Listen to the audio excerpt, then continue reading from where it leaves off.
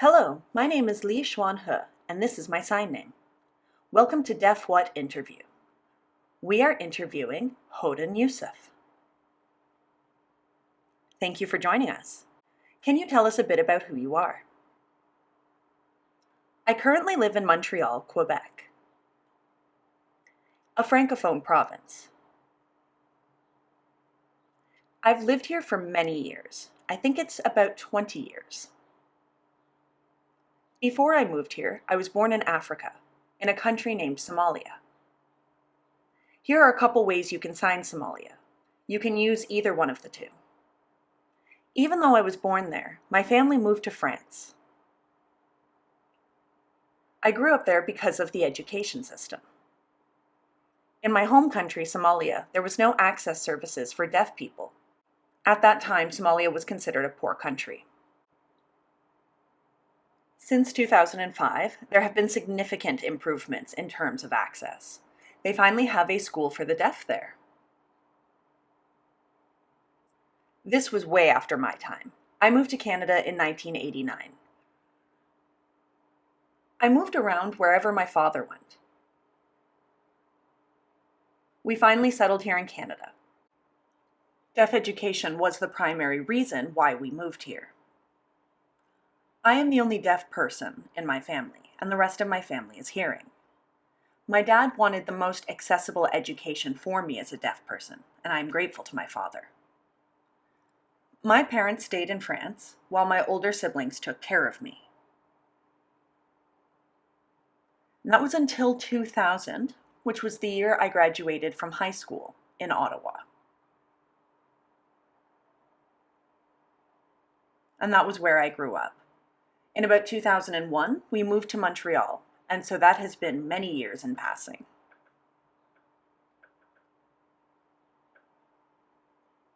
In terms of my career, I work with deaf and disabled kids at an elementary school as an educational assistant. I've worked there for many years. At the same time, I have another side career, which is the theatrical arts. It all started with a project working with hearing artists through collaborative work. I was involved with a variety of projects.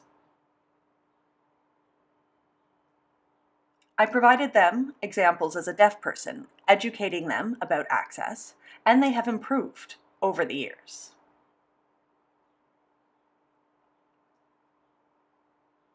I think I've been doing this type of work for the past 10 years. I've also been involved with the deaf community, providing performances for them. I do this a few times a year. I mostly work with hearing people, so that's that. That's amazing. If you didn't receive the education that you did, maybe you'd be different today. Yes, I've imagined that scenario many times. As I've told my friends in the past, if I had stayed in Somalia without the appropriate education that I needed, or if my parents were ignorant, I would be delayed. I was lucky that I have a good father. My older brother, I come from a family with 8 children. My older brother went to college in France. During his stay there, he asked friends for support with finding education for his deaf younger sister. He was able to learn that information and shared that with my father. My brother told my father, "There's a deaf school for my sister." My father agreed with that idea, and so we moved there, luckily. It's a good thing that they love you and are so supportive of you, encouraging you to thrive. Yes, that's very true. That's good. So how did you get involved with the arts community? I started becoming involved with the arts community at a young age. I was about 10 years old at this time. There was a deaf assistant at the school who was a pro at theater and pulling off incredible facial expressions. I was fascinated. Eventually, she taught me. She gave me ideas how to play with sign language. Eventually, I started performing in front of an audience full of my peers. I performed with my friends.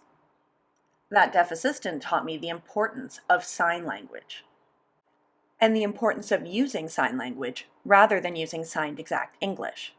She encouraged me to use LSQ, and that's how I learned and when I fell in love with theater. Over time, I would play with language, not really thinking about what I was doing. Once I moved to Montreal when I was 21,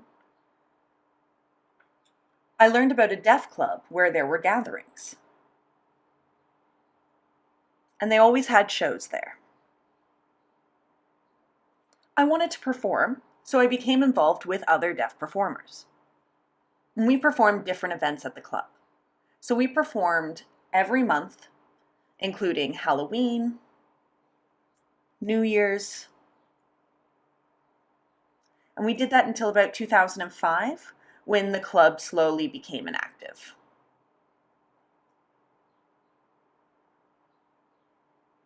After that, I became focused on my career, just engrossed with my daily life. It was not until 2013 or 2014 that I returned to theater. Someone was looking for a Black girl to perform a role. I applied to the audition and I was selected, and everything just fell into place.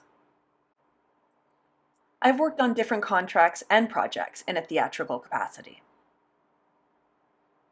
So you've been involved with all these projects in person, right?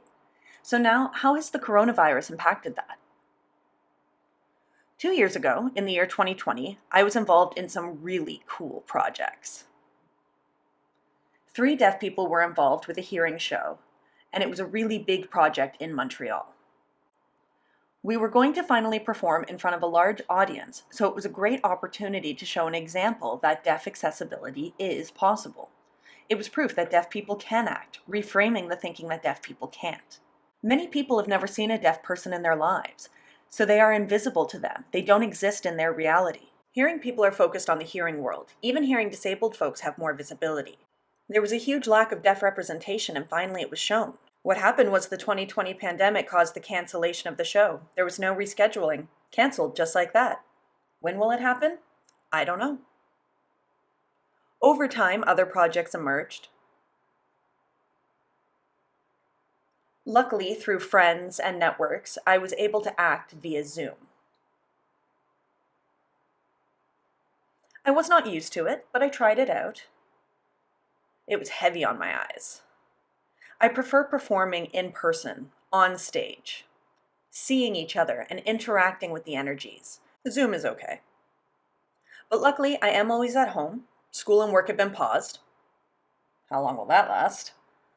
Luckily, I was able to get involved with different projects through Zoom. 2020 was a big year for me in terms of projects. I've been involved with so many. I've been working on different contracts via Zoom, and I said yes to all of these offers. Do you feel knowing both ASL and LSQ has been beneficial to you?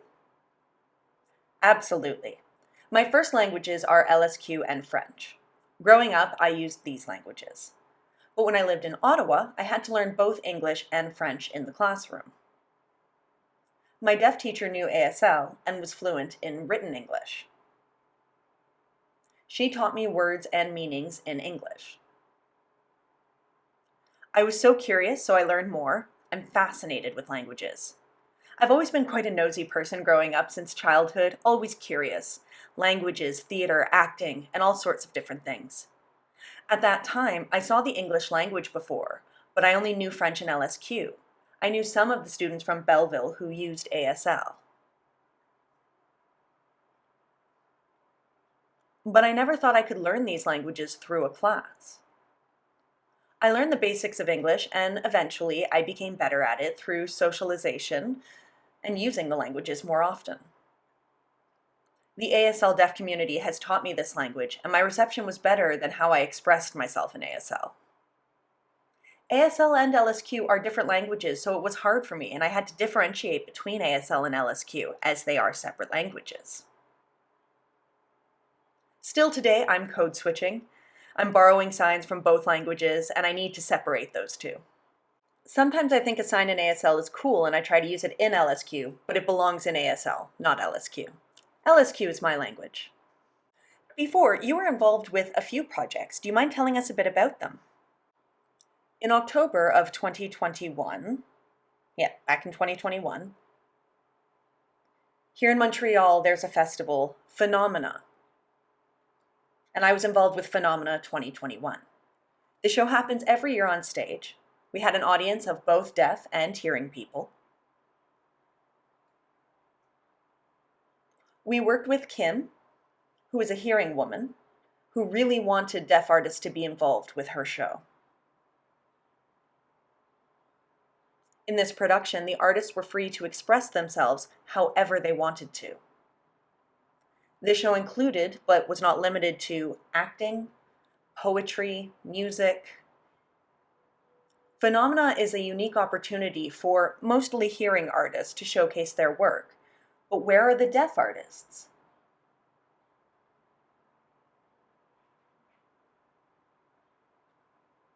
So the director sought out deaf artists to be involved for the past 3 years.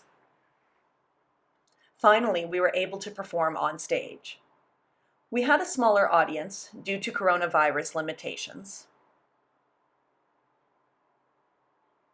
I performed in a group of 6 deaf artists through collaborative work with Phenomena.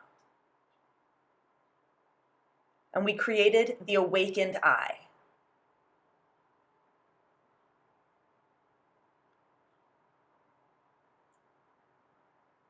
And so this is the sign that we have for it. It is a first-time collaboration effort. Before that, in the years 2020 and 2019, I was involved. In 2020, we performed through Zoom due to the coronavirus, where I performed signed music.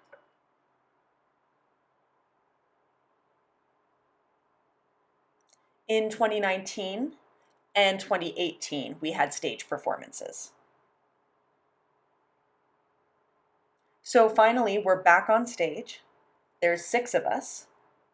I performed with other women, and there were 3 of us. We did a French Cinderella. Instead of a story about a girl who lost her glass shoe, it's a story about a girl who lost her glove.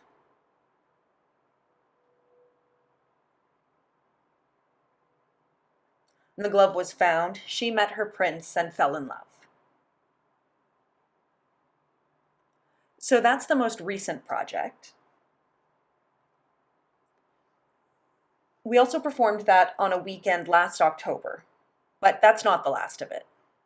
We're hoping to do a tour and show the play again. An actor from our troupe applied our show to the Sound Off Festival in Edmonton, Alberta, and we were selected.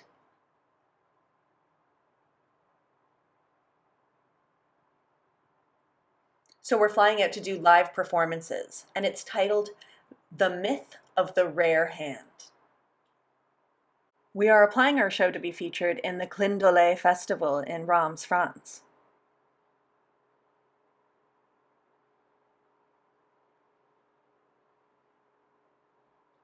Yes, Clin d'Olé. So yeah, the Clin d'Olé Festival. We sent our application and we should find out if our show is accepted in February, hopefully. The Clin d'Olé Festival is happening in the summer, right? Yes, that's right. You know, here in Montreal, we can obtain support from grants. So for the Phenomena 2021, we applied to the Canada Council of the Arts and we were successful.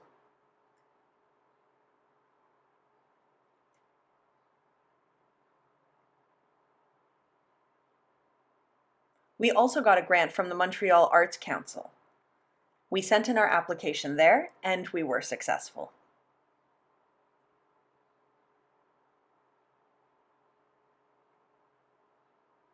Obtaining these grants means that we are able to travel across Canada to show this story, hopefully. Wow, you've been grabbing these opportunities. It's nice that you work with hearing people. Yeah. Thankfully to Phenomena, I feel that opportunity really opened the door. Yeah, the doors opened to more opportunities. Both doors opened, and there are so many opportunities to choose from. I can be involved with a variety of projects and make all of these connections. I'm very grateful. In the past, I've tried, but there were barriers. It's easier for hearing people because they've already obtained these grants. They'd hire me on a contract and I was fine with it, but it was the first time that we did it on our own as deaf folks. We put in the effort to apply, we finally did it. We can do this, and that means that access as deaf artists is possible. You just have to try and see it for yourself, and they will notice us. What are your future plans as a deaf artist? For 10 years, I've been involved with a variety of productions. I am never ending busy. So for now, we're focusing on the Cinderella play and hope to perform it at various festivals.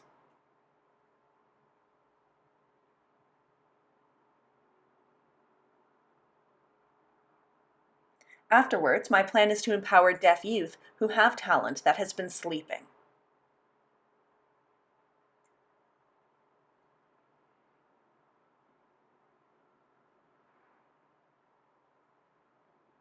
I want to set up something for the youth to support them in the theatrical capacity by educating them about the rehearsal process and to pass the culture on to future generations. It's something that I really value. In Montreal, there is not enough deaf theater here. There are many opportunities for hearing artists to perform, especially for hearing youth. We don't see much of deaf youth involved here. It's a goal of mine to create chances and opportunities for deaf youth to act. I feel it's time for me. Many hearing actors have access to academic education in theater, while it's rare for deaf artists, and that's why you're setting that goal up. Yes, it's a goal of mine. Hopefully it'll happen. It all depends on the resources available for the deaf. Yes, it's a goal of mine to have more time next year to gather all the resources needed to set this up. Hopefully we're able to do research with a team, not just by myself. We'll learn about the process of finding the support, finding solutions in order to lead deaf youth. The focus is on theater, which includes poetry, staged performances, dancing, etc. And there are talented deaf people out there. I want to engage youth with workshops led by experienced artists who can teach them. Boost their self-esteem, and then they can do this on their own. I want to see them thrive. I enjoy what I do, but it's also time for me to give back. I still do poetry and all of that. As for stage performances, I want to give opportunities to deaf youth. You just mentioned that you really want to encourage deaf youth, so do you have any advice for them? From my work experience, as I work with children, I have asked them, "What's your dream?" Many of them didn't know what they wanted. What does it mean to dream? There are so many barriers, and I tell them, forget about the barriers. You can do it. You can show the world. You can dream. Don't give up. You can navigate it all. Who takes on the burden? Who takes on all the work? I have. I have experienced so much as an artist, which means I can empower them through education. Encourage them to reach their goals, to go through with their dreams, and to not give up because of the barriers. That's why I want to provide workshops to train the youth, to provide them with the resources they need to succeed. Do you have any thoughts you wish to share with the hearing world? For me, the most significant thing that I must mention is that in society with hearing people, deaf people are invisible to them. There are deaf people out there showing themselves. Hearing people need to recognize them and their talent. They need to be open and welcome deaf people into their world, and my goal is to make spaces welcome. Also, it's important to have the right attitude and an open heart and open doors for deaf artists. Welcome them, so that deaf people can witness that and feel more welcomed. I want to see hearing people with open minds and open hearts, and hopefully we'll see that in the future. Do you have any thoughts you want to share with the deaf community? Deaf people can go after their dreams and desires. Continue on your path and don't give up. Don't feel scared. Be yourself. Be who you are and go after your own dreams. Don't follow what society says. Don't let anyone tell you that you can't. It's important to dream for yourself. Go for it. Walk through the breezes and the trees while you dream. Just keep going until you achieve your dream. You're a winner. Don't give up. Like that saying, nothing is impossible. Yes, that's right. That's good advice. Thank you, Hodan Youssouf, for interviewing with us for the Deaf What Legacy Project. We also want to acknowledge the Canada Council of the Arts for funding this project. Thank you. Great. Wow, a wonderful interview. I enjoyed it. Thank you for including me. I feel honored, and thank you for making me feel welcome.